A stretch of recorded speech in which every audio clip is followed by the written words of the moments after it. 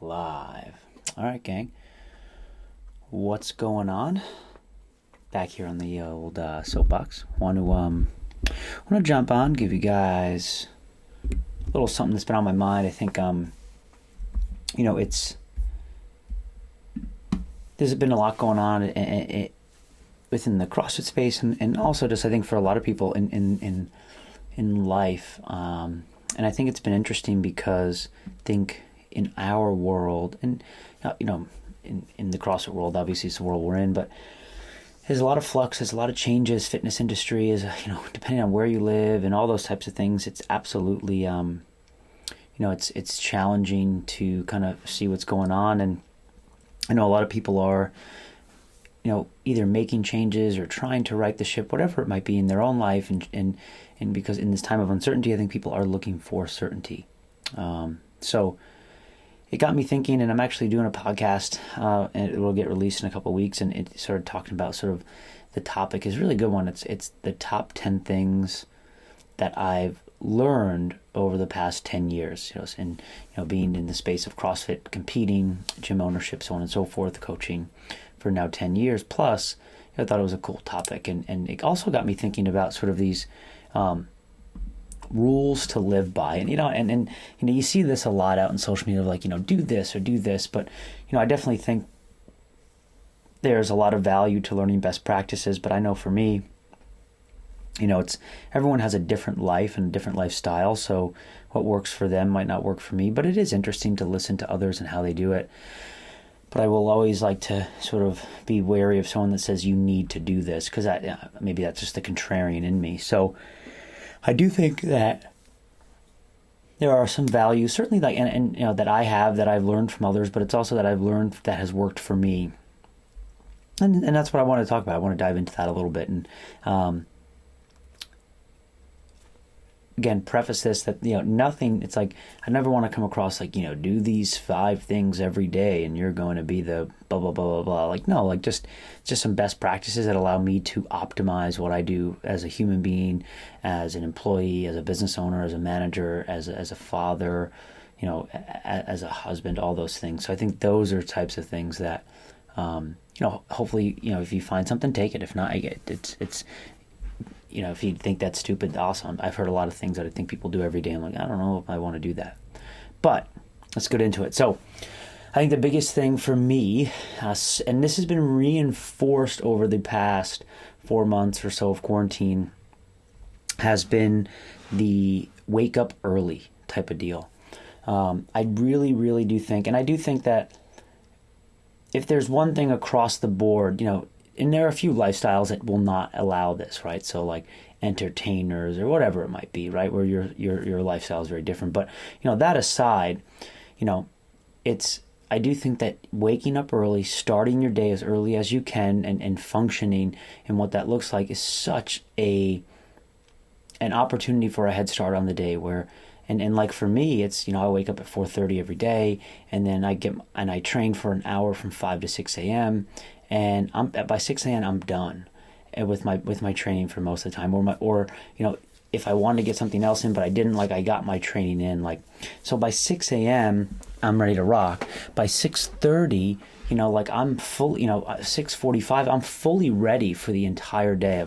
I've worked out, I've showered, I have coffee, I've already went through my emails, I've read my newsletters, those types of things. So, and so what does that sort of dovetail into? Some type of morning routine, some type of routine, right? Like, and I don't think that you need, like, that routine should be more personal than anything else. Having a routine is helpful, but do I think you need to, drink 4 gallons of water and meditate and journal and go for a walk? And like, of course, like all of those things have benefits, but you got to pick things that work for you and your lifestyle and that you want to do, right? So, getting up early, and I hear this too, it's like, oh, I just can't do it. It's like, gosh, like I don't buy that. You need to try it. Like there are days where I don't want to, and there are also days where I'm like, and I'll hear this excuse, like, why would I do things that I don't want to do?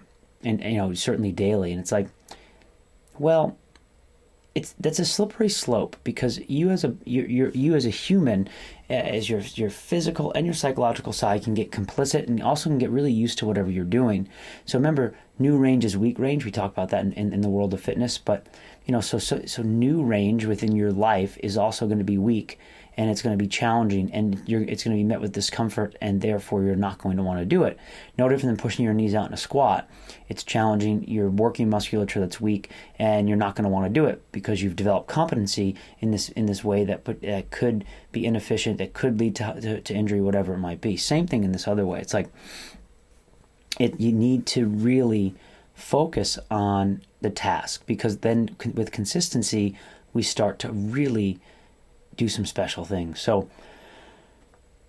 don't let I don't want to, or it's hard, or whatever it might be, because I've yet to find someone that has got an extra half hour, 45 minutes of sleep, honestly, feel that different than if you start, and maybe it could, so you wake up at 7 o'clock every day, start with 6:45, start with, then 6:30. So to do this periodization on the way down to make your life a lot smoother, because that progressions are very helpful, baby steps and those types of things. But, you're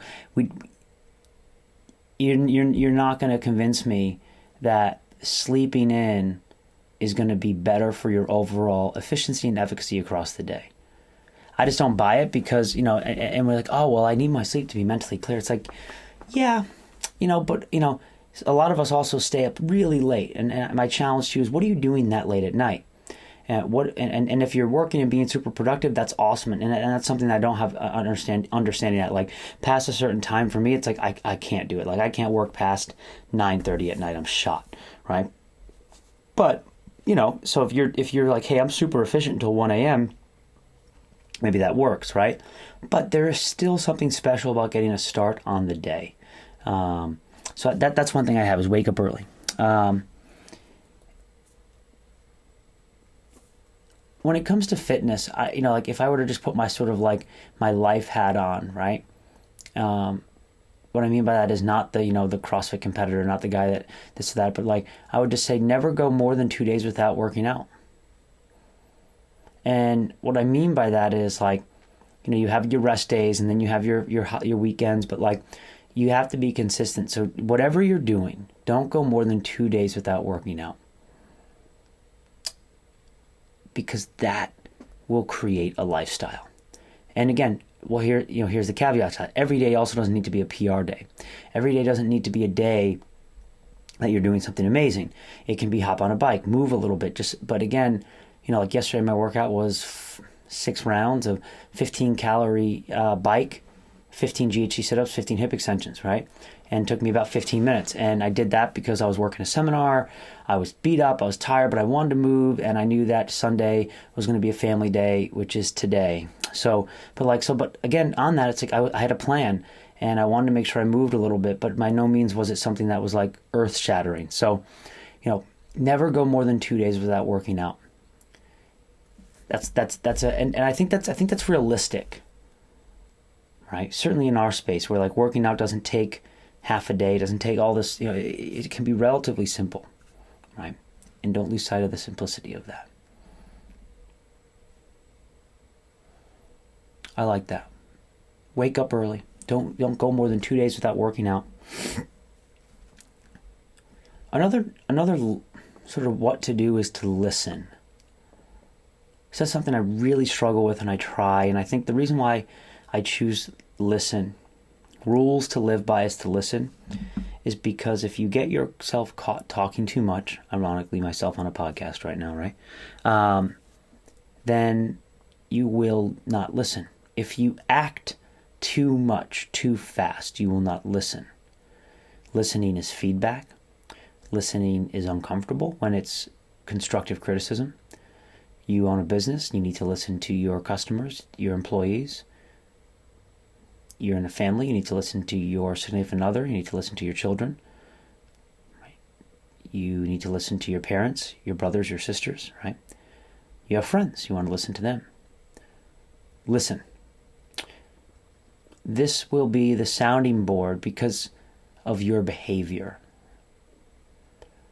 We are not that good of judges of ourselves. Other people are really good at that, right? In a day and age where I think we're way too soft on each other, What I mean by that, it's like real feedback. Because everyone's afraid, right, of like offending someone or this or that. But if we give ourselves the permission to listen and we give others the permission to say something, we start to create a more honest and vulnerable interacting relationship. And some of my best relationships are those that are always pushing that envelope. It doesn't make it easy. It makes sometimes tensions are high, but it really does allow it to be something special, right? So listen. Every day, listen, right?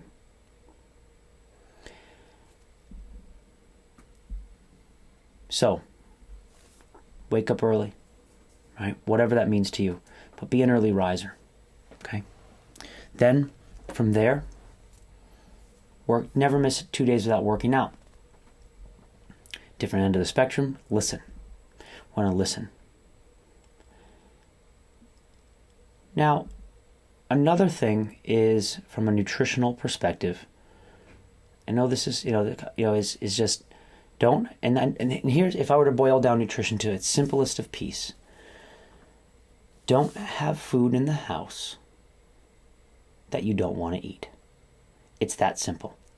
Whatever, eat meats and vegetables, nuts and seeds, some fruit, little starch, no sugar, keep intake levels for exercise, not body fat, blah, blah, blah, blah, blah. But again, when it comes to this stuff, we want to make sure that we go down. I'm not talking about macros or anything like that. I really, really want to impress upon you how simple it is. If it's in the house, you'll eat it. If it's not, you won't. Right? So that's what I have. Just get it out of the house and your life will change. From day one, with your family, your children. So there's some rules to live by. Bam. Get it out of the house if you don't want to eat it. And the last rule, maybe there's more, but I think this one is say yes. If someone asks you to do something, say yes. Challenge yourself. Don't be the no person. Rise to the challenge by saying yes. Sometimes you have to overcommit and over-deliver. That's a big one. Overcommit and over-deliver. What I mean by that is, what I want you to do is really challenge yourself to do something new. Challenge yourself, step outside your comfort zone every single day. Yes, it's okay. You'll fail sometimes, and it's okay to undercommit and over deliver. But absolutely, don't just push it away. All right, gang. That's what I have for you. Some quick rules to live by. Soapbox.